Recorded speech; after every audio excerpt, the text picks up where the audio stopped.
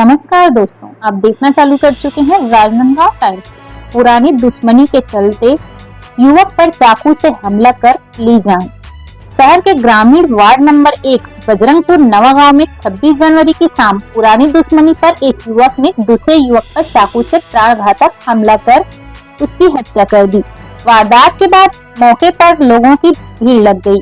सूचना पर पुलिस मौके पर पहुंची और शव को कब्जे में लेकर पेंडी के शासकीय मेडिकल कॉलेज अस्पताल लाया गया।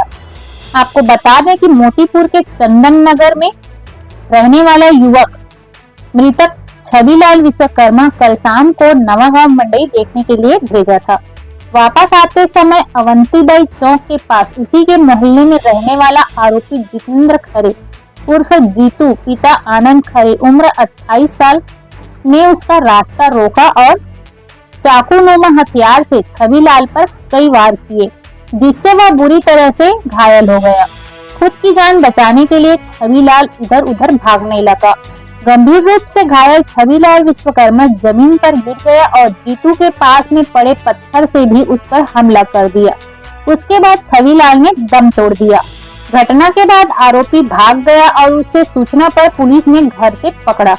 आपको बता दें कि मृतक और आरोपी के बीच में किसी बात पर बहस हुई थी। उसके बाद आरोपी को यहाँ लगने लगा था कि मृतक कभी भी मुझ पर हमला करके मुझे मार मत देगा, लेकिन ऐसा नहीं है। उससे पहले ही आरोपी ने छविलाल को हमेशा के लिए मौत की नींद सुला दी। आइए देखते हैं खबरों में क्या है खास। बने रहिए हमारे साथ और जिले से जुड़ी सभी खबरों के लिए हमारा चैनल लाइक और सब्सक्राइब कीजिए और हमारे इंस्टाग्राम पेज को जरूर फॉलो करें। संवाददाता विश्वनाथ देवांगन के साथ कैमरामैन और एंकर आरती राव। नमस्कार। पर हमारे द्वारा पहुंचकर घटना मुआयना किया गया और उसके बाद वहां के लगे सीसीटीवी फुटेजेस बाकी को खंगाला गया तो जितेंद्र खरे 28 वर्ष जो भी मोतीपुर का रहने वाला है, उसके द्वारा पूर्व रंजिशवश छविलाल विश्वकर्मा को अकेला पाकर धारदार हथियार से उसके ऊपर में हमला किया और हमला करने के बाद जब वो दौड़ाकर उनको पकड़ा, जब वो गिर गए तब पत्थरों से भी कुचलकर उसके निर्मम रूप को बहुत गंभीर रूप से घायल कर दिया, जिससे उसकी हत्या हो गई। वहां पे हमारे द्वारा सीसीटीवी फुटेज देखा गया, डॉग स्क्वाड बुला के जब पूरा घटनास्थल का मुआयना किया गया तो सीधा आरोपी के घर के बारे में हमें पता चला। फुटेजेस देखे, उससे भी आरोपी की आइडेंटिटी क्लियर हुई और उसको अभिरक्षा में लेकर जब पूछताछ किया गया तो जो बात आई है कि इनके बीच में करीब 1-2 महीना पहले किसी बात को लेकर रंजिश हुई थी, आपसी मनमुटाव था, जिसका बदला लेने के लिए ही जितेंद्र खरे ने आज धारदार हथियार से छविलाल के ऊपर में हमला किया है, जिससे उनकी मृत्यु हो गई है। पता चला था कि दोनों के बीच में मतलब दोस्त थे, दोनों आस पड़ोस के रहने वाले थे, मित्र तो नहीं थे। इनके बीच में बहुत नॉर्मल जान पहचान थी और जो मृतक है वो बहुत कम अपने घर से निकलते थे, ऐसा हमें जानकारी हुई है। आरोपी के जो आपराधिक मामले नहीं, अभी तक तो ऐसा नहीं है अभी तक। अच्छा, एक 307 का मुकदमा दर्ज हुआ था सन 2015 में, एक आर्म्स एक्ट भी मामले उसके ऊपर में दर्ज थे। ये मोतीपुर का पड़ेगा, अपना बाबू टोला नवागांव के पास में गली पड़ती है, वहां पे।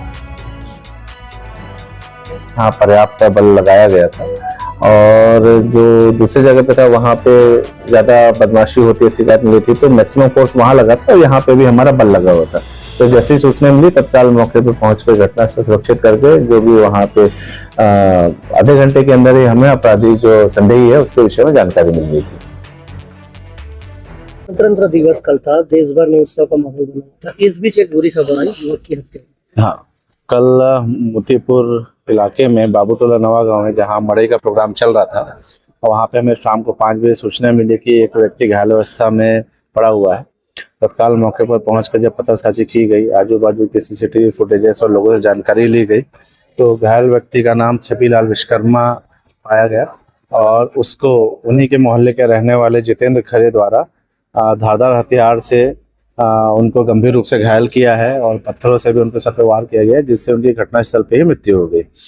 तत्काल घेराबंदी करके जितेंद्र खरे को हमारे द्वारा हिरासत में लेकर पूछताछ की गई, जिसमें उनके द्वारा ये बताया गया कि लगभग 2 महीना पूर्व उनकी किसी बात को लेकर मृतक के साथ में कहासुनी हुई थी, जिससे वो उनके बीच में रंजिश चल रही थी। इसी बात को लेकर आज गुस्से में उसने मौका देखकर मृतक छविलाल वर्मा की हत्या कर दी।